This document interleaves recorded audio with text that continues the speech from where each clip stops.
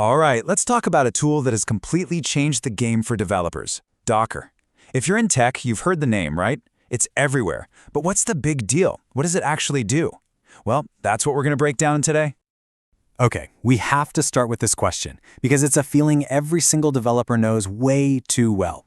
You've been there, right?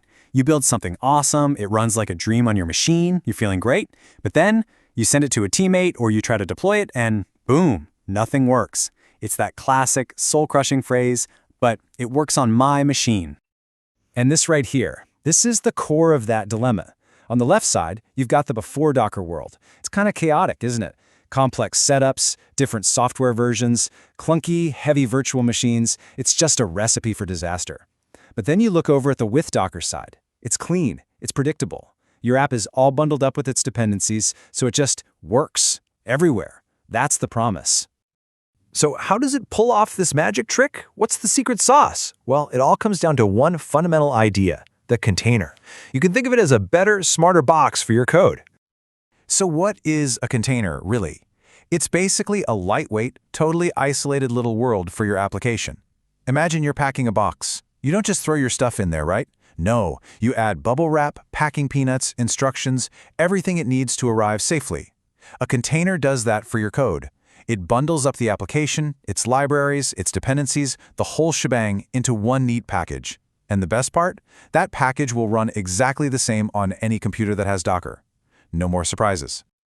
Now, right about now, you're probably thinking, hang on, this sounds a lot like a virtual machine. And yeah, you're not wrong. It's a similar idea. But the difference is huge, and it's all about efficiency.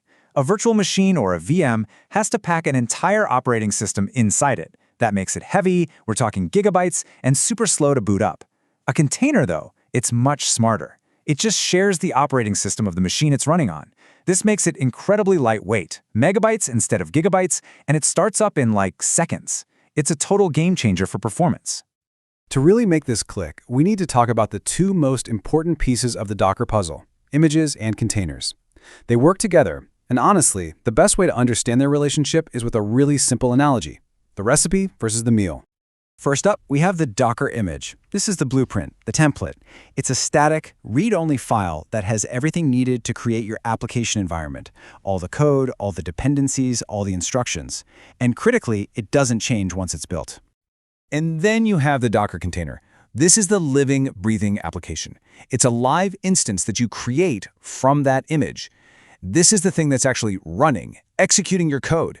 You can start it, stop it, connect to it. It's the active part.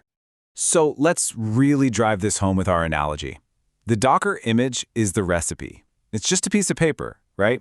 It lists out all the ingredients, your code, your libraries, and all the steps you need to follow. It's just the instructions.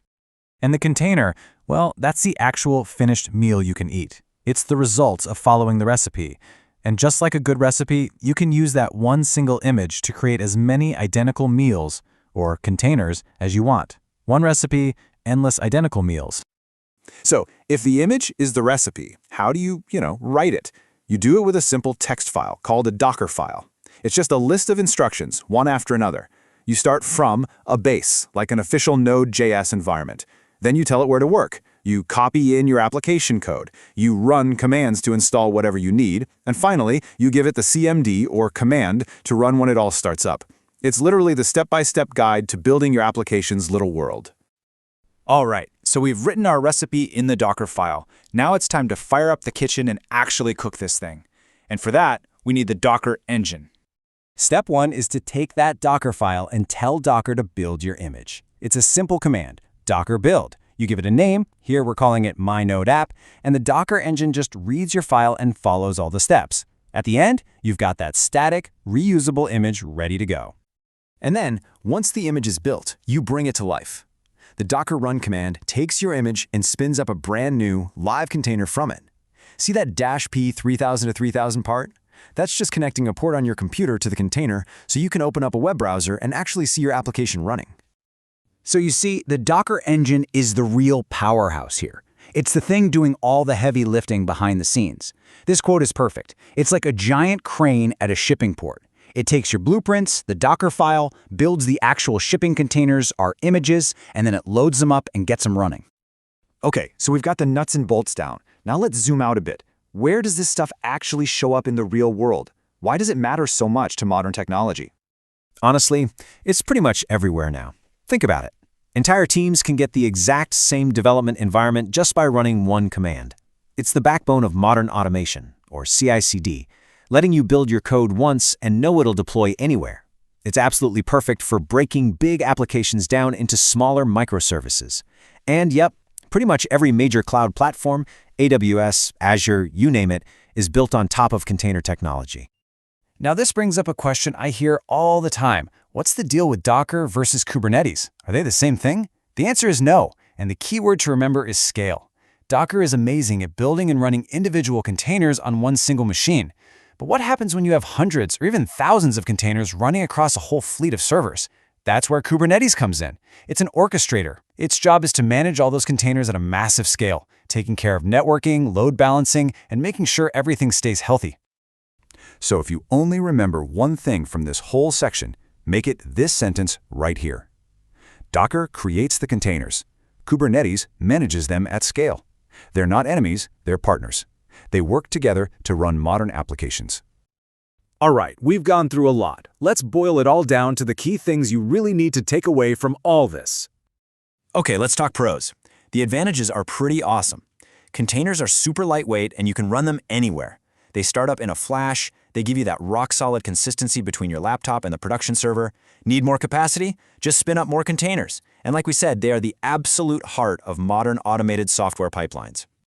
But, it's not a silver bullet for every single problem. Let's be real about that. It's not really meant for apps with a graphical user interface, like your desktop software. Security is also a big deal. You can't just assume it's secure out of the box, you have to configure it correctly. And while getting started is easy, once you get into more complex stuff like managing permanent data or tricky networking, there's definitely a bit of a learning curve. But when you step back and look at the big picture, what Docker really gives you is a kind of superpower.